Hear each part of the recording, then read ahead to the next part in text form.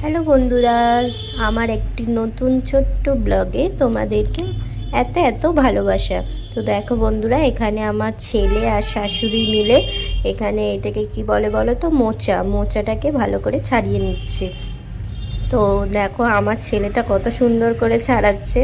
ওকে বলে দিয়েছে আমার শাশুড়ি এরকম করে ছাড়াতে হয়। তো কি সুন্দরভাবে ছাড়াচ্ছে একা একা বসে বসে। আমার খুব ভালো লাগছে দেখে, ছেলেটাকে দেখো কি সুন্দর শিখে গেছে। তো এখানে আমার শাশুড়ি চুনো মাছ এনেছিল, চুনো মাছগুলোকে বেছে নিচ্ছে। তো চুনো মাছ বেছে নিচ্ছে, তো তার মধ্যে আমি এখানে ভাত বসিয়ে দিয়েছি। আর এখানে আমার শাশুড়ি সমস্ত জোগাড় করে নিচ্ছে। এখানে দেখো কি বড় বড় কাতলা মাছ এনেছে। আর আমাদের এখানে উনুনে রান্না হচ্ছে, এখানে মাছ ভাজা হচ্ছে, কাতলা মাছ ভাজা হচ্ছে। কাতলা মাছ ভাজা কার কার খেতে ভালো লাগে কমেন্টে জানিও। আর আমার শ্বশুরবাড়িতে আমি উনুনে গিয়েই রান্না করি, কারণ উনুনের রান্না খুব টেস্ট হয়, আমার খুব ভালো লাগে। আর উনুনে রান্না তাড়াতাড়িও হয়ে যায়। কে কে উনুনে রান্না করতে ভালোবাসো কমেন্টে জানিও। তো এখানে কাতলা মাছটা ভাজা হয়ে যেতে তারপরে চুনো মাছগুলো ভেজে নিচ্ছি। চুনো মাছ ভাজা খেতেও আমার খুব ভালো লাগে। তো এখানে চুনো মাছটা ভাজা হয়ে গেছে, তবে পেঁয়াজ ভাজছি। পেঁয়াজটাকে লাল লাল করে ভেজে নেব। তো কাতলা মাছের কালিয়া করব, তো বেশি কিছু না, একদম সিম্পলভাবেই করব। তো এখানে আমাকে তোমরা বলো কে কে এইভাবে রান্না করো। তো আমি এই দেখো রান্নাটা করে নিচ্ছি। আমি পুরো একদম গিন্নি গিন্নি সেজেছি। আমি নিজে দেখছি আর নিজেই বলছি, তোমরা কমেন্টে বলো আমাকে কেমন লাগছে শাড়ি পরে।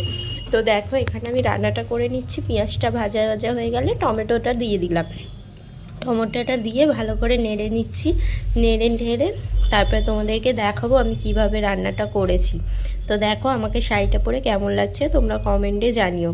তো তোমাদেরকে দেখাচ্ছি।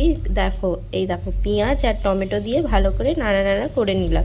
তার মধ্যে আদা রসুন পেস্টটাও দিয়েছি, দিয়ে এই দেখো ভালো করে কষিয়ে নিচ্ছি। মশলাটাকে ভালো করে কষা কষা করে নেবো। তারপরে এর মধ্যে আমি সামান্য পরিমাণে জল অ্যাড করে দেবো। মশলার থেকে তেলটা ছেড়ে গেলে ভাববো কষাটা হয়ে গেছে। তো কষা হয়ে যেতে জল অ্যাড করে দিয়েছি, তার মধ্যে ধনে পাতা দিয়ে দিয়েছি। ধনের পাতাটাকে দিয়ে ভালো করে নেড়ে নিচ্ছি। তো একটু জলটা ফুটে গেলে তারপরে এক এক করে মাছগুলো দেবো। তো রান্নাঘর থেকে আমাদের ওখানে দেখো পুকুরটা কত সুন্দর, পুকুর আছে রান্নাঘরের পাশেই আমাদের পুকুর আছে, তাই তোমাদেরকে একটু দেখালাম। তো এই দেখো মাছগুলো এক এক করে দিয়ে দিচ্ছি। মাছগুলোকে দিয়ে ভালো করে ফুটিয়ে নেবো। কাতলা মাছ খেতে কে কে ভালোবাসো কমেন্টে জানিও, আমি তো খুবই ভালোবাসি। তো এই দেখো ভালো করে নেড়ে নিচ্ছি। নেড়ে আমি এইভাবে সিম্পলভাবেই রান্নাটা করেছি। আর উনুনের রান্না সিম্পলভাবে